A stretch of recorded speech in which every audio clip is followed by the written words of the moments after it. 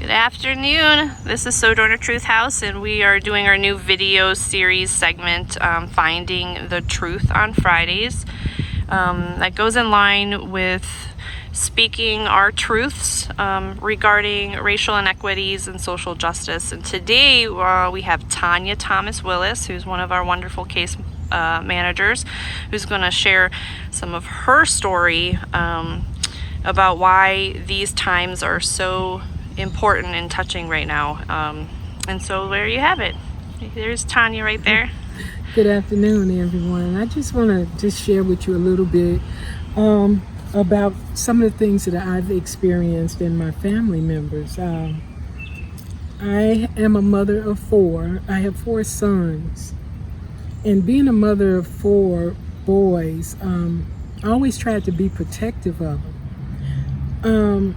And the reason why I was always tried to be protective of them is because I was afraid of what was out there for them. Meaning, I was afraid of them being bullied because they were black, because they didn't have what some other people had.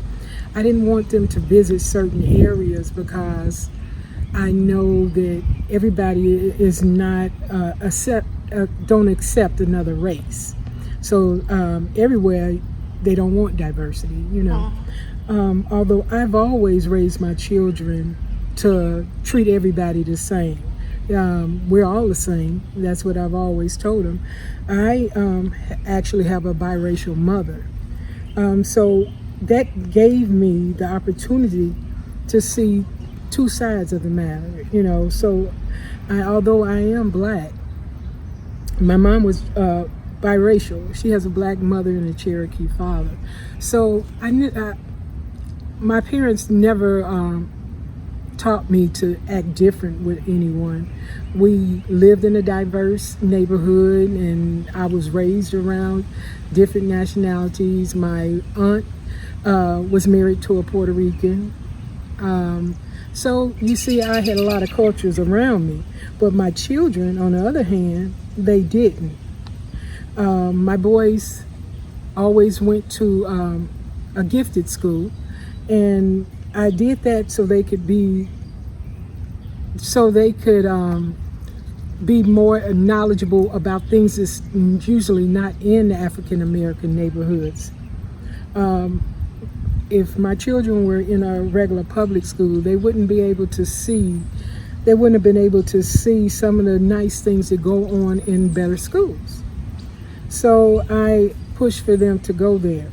But in the meantime, while they were in school, I didn't let them out much because I was so in fear of one of my children, something happening to them, they're getting blamed for something. There's so many young black men that are in prison. I was so afraid that they were going to get blamed for something, and because I didn't have the money for an attorney, they would be stuck there in the system with only me to verbalize it for them. That's one of the reasons why I became a social worker, because I knew somebody has to advocate for somebody, and especially if I want to advocate for somebody, I have to advocate for my children. My children, when they were in school, they often made it clear to me whenever they had a teacher that was a different nationality, you know, because they felt like they were being treated different. And I never just took their word for it. I had to observe it myself. So I have been around a lot of times when my children were going to school and they had different teachers. One of the biggest things was they didn't understand my culture. Not that they were just mean to it, they just didn't understand because they hadn't been around it. Just like I hadn't been around certain cultures before. But not being able to understand it, and sometimes people don't have patience. This is how my young men might have been picked on. Moving right along to my children growing up, I didn't really like my children going in certain neighborhoods because I already know from history of other people how they would be picked on, and I couldn't bear for the fact to see one of my children in prison. Well, I have a son that was constantly picked on by different police officers, Caucasian police officers, where they might have let somebody go by with a pass. They were ridiculed more. Cars was taken, just wasn't treated as a human. Because if you're doing wrong, you're just wrong, no matter what culture you come from. You're wrong. But if you aren't going to treat everyone the same way, then that's a problem.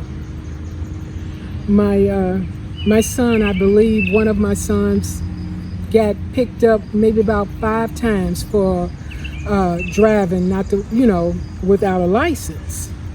And a lot of times it would appear that they watched for him to come out. They knew where we stayed. They knew there wasn't many of blacks living out in that neighborhood, and he was picked on. He would always be trying to go to work, but he built up so many tickets that he couldn't afford to get his license back.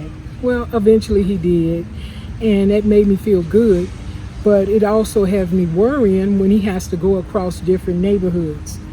It wasn't just him.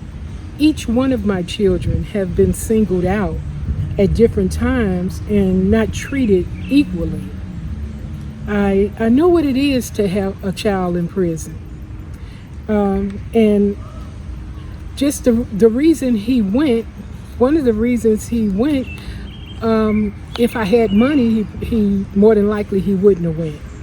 And when I would go see him, the white guards would treat them so bad, and it made me feel like I was a prisoner when I would go. Just giving you an example that everyday life is a kind of a struggle for a black person, because sometimes people take for granted just going down the store, walking down the street at nighttime, and it's not safe for everybody. If I have family members that live in very nice neighborhoods, but if my children were seen by themselves walking down that street, they would have been ridiculed. So I kept them close, but as they got older, they wanted to get out like anybody else would. And because they got out, they began to get picked on. And I often told my children, when somebody asks you a question, police will pull you over. Don't do a whole lot of talking. Do what they say. Well, because I'm a mother and I worry about my sons, I'm just so in fear of somebody doing something wrong to them. I have a son that was shot, and he wasn't treated the way he should have been treated as far as the investigation. I don't know if they just assumed that he was a bad kid or what, but that hurt me, because the first thing is, if somebody shoots you and you didn't do anything, they're at fault. Everyone should be treated equal. I happened to be at home one day, and I happened to see the video with George Floyd, and when I saw it, I'm like, oh my God. The first thing I noticed was he had him pinned down, but his facial expression was like, this is just routine. I'm not doing anything. And the way he looked at the crowd, and he was just had his knee on him, like, this is the norm, and it kind of hurt me, because I could hear the man hollering out. And when he hollered out for his mama, it like went through me. It pierced me, because that could be my child. So I spoke to my sons about it. And when I talked to one of my sons, and he told me that, Mom, I've been done like that several times, and I thought I was gonna die. And I like, oh my God, people are really taking advantage of individuals. And not everybody.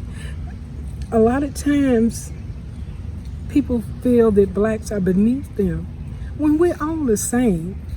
I had a young lady that ran into the back of me, and I could not believe she ran into the back of me so hard that her plate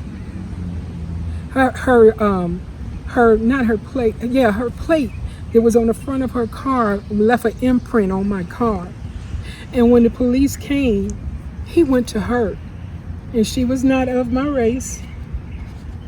And it hurt me so bad that he didn't consider me. And I was an older lady, and that was a younger woman. Not that age makes a difference, it's just that she hit me, and he should have come to me. But he didn't. He listened to what she said. He asked me, was I going to the hospital? If I wasn't going to the hospital, then he don't have to do anything. It hurt me because I felt at that moment, I don't have anybody to help me if it's an emergency. I can't count on the police to be there when I need them to be there. Here I am. I'm an older woman who's living a decent life, going to work every day. I have raised my children, and I expect to be treated with respect. But I was not treated with respect. After it was all over with, it was over $5,000 worth of damage, and I couldn't do nothing about it. I even went to the police station and mentioned it, and they told me it was the officer's prerogative, what he does. It's on him, it's his call. And I felt like I was mistreated. I just felt mistreated. The funny thing is, ever since I was a little kid, I can remember if I saw a policeman, and when I was little, you didn't see too many black officers. When you saw a policeman, you immediately got scared because you heard so much about the way you've been treated, people of your nationality being treated badly, and you see all this stuff, and you just amazed that it actually can happen, and people don't stop it. Why can't we be able to communicate? Why do we have to look down on each other? That's my question.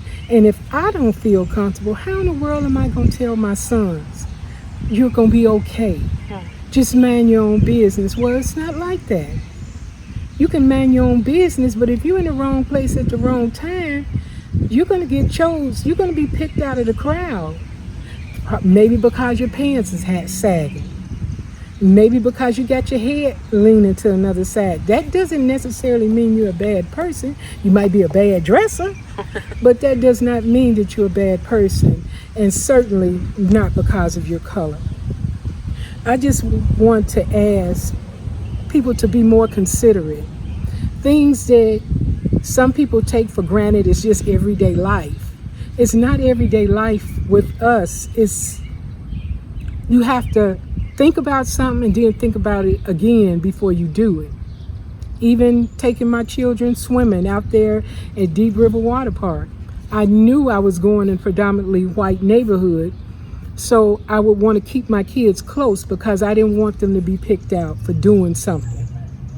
Although all nationality, all kids of cultures act up at times, but I kept an eye closely on my children just for that fact, because I knew if they got in trouble, they were going to pay a large penalty, whereas others may not pay a lot. There's people, black men that's haven't committed murder, and they do more time than an actual white person that have committed murder, possibly because they have money. But regardless to what you have, right is right. I just asking you to hear me. Hear my cry. Be considerate. Let's try to understand the way each person is brought up in the culture, the difference. Although we were raised different, we may look different, we are all God's creatures.